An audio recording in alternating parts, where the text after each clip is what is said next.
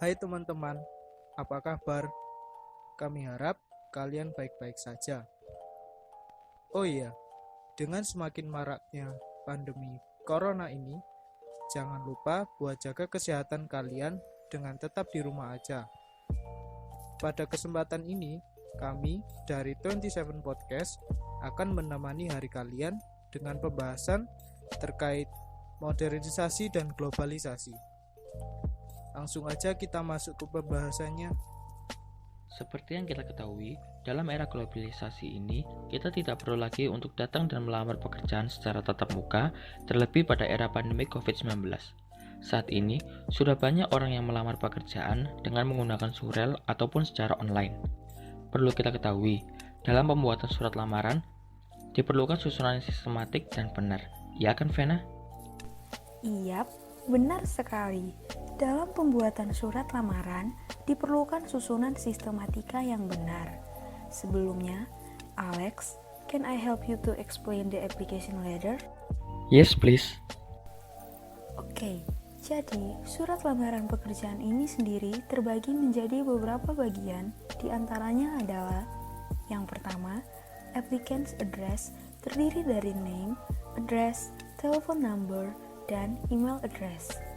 Yang kedua, date atau waktu pembuatan surat. Yang ketiga, employer's address terdiri dari employer's name, job title, company's name, dan company's address. Yang keempat, salutation atau salam pembuka seperti Dear Sir, Dear Madam, dan Dear Mister. Oke, itu tadi adalah bagian awal dari surat lamaran pekerjaan. Kali ini, saya akan menjelaskan struktur utama dalam pembuatan surat lamaran pekerjaan. Yang pertama, ada opening paragraph. Yang kedua, body of letter. Yang ketiga, closing paragraph. Dan yang keempat, closing or sign off seperti your faithfully untuk penggunaan dear sir, dear madam, dan your sincerely untuk penggunaan dear Mr. or Mrs. Yang terakhir, ada signature yang berisi nama terang pelamar pekerjaan tersebut. Nah, ini merupakan susunan untuk membuat surat lamaran pekerjaan. Gimana teman-teman? Sudah pada paham kan? Selanjutnya, kita ngapain ya, Vena? Oke teman-teman, setelah mengetahui cara membuat surat lamaran pekerjaan, sekarang saatnya kita masuk ke pembahasan sesuai tema utama kita, dilihat dari pelajaran biologi. Yuk, simak penjelasan berikut. Mengapa pembuatan tempe masih menggunakan bioteknologi konvensional? Karena proses pembuatan tempe kebanyakan dilakukan oleh pedagang-pedagang kecil. Mereka membuat tempe dengan prinsip bioteknologi konvensional karena rakyat Indonesia belum mengembangkan ilmu pengetahuan tentang bioteknologi modern dengan baik. Sedari dulu, rakyat Indonesia sudah dibiasakan membuat tempe dengan bioteknologi konvensional, sehingga secara tidak langsung mereka sudah menguasai pembuatan tempe dengan bioteknologi konvensional. Selain itu, membuat tempe dengan bioteknologi konvensional sangat sederhana dalam pembuatan tempe, membutuhkan mikroorganisme dan biaya yang dibutuhkan juga tidak terlalu besar, sehingga pedagang kecil dapat membuat tempe dan menjualnya dengan harga murah. Dan secara tidak langsung juga, bioteknologi konvensional ini dapat meningkatkan kesejahteraan rakyat. Dalam melakukan usaha makanan khas daerah, kita dapat mengusahakan beberapa modifikasi pada makanan tersebut menjadi suatu makanan yang baru yang sesuai dengan saat ini. Dan untuk pemasaran makanan daerah saat ini, bisa menggunakan beberapa media seperti media sosial Instagram, Facebook, dan lainnya. Selain itu, kita juga dapat menyediakan layanan pesan antar agar menarik minat konsumen. Pemasaran juga bisa ditambahkan dengan melakukan program diskon sehingga orang yang melihat iklan akan lebih tertarik. Ada beberapa hal yang harus diperhatikan dalam membangun usaha, yaitu menganalisis pasar yang akan dituju, mencari informasi tentang harga sarana produksi agar dalam menentukan harga tidak mengalami kerugian.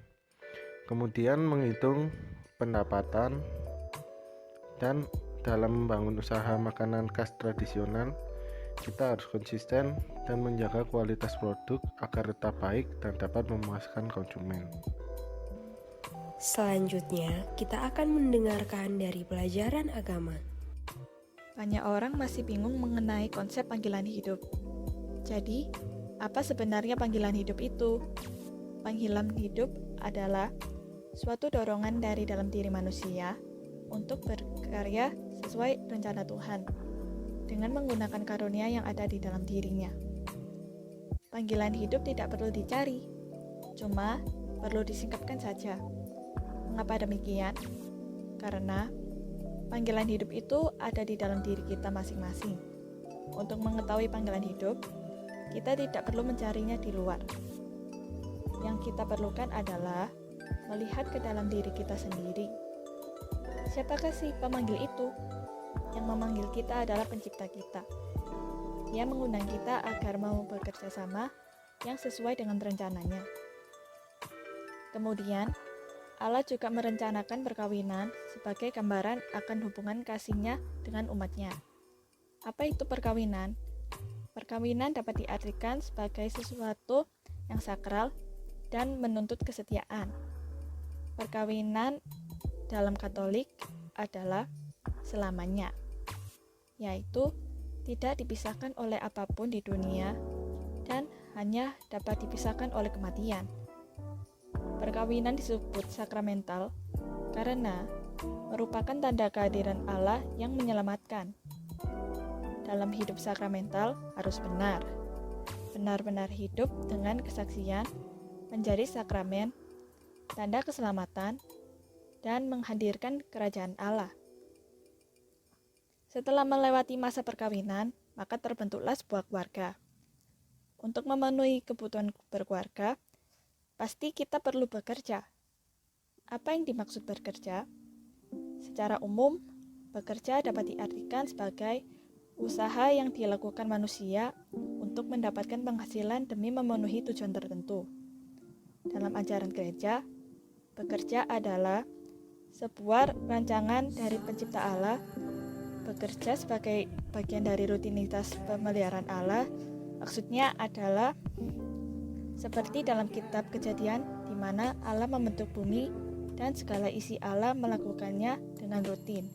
Dan keteraturan itu menjadi ciri khas penciptaan Allah.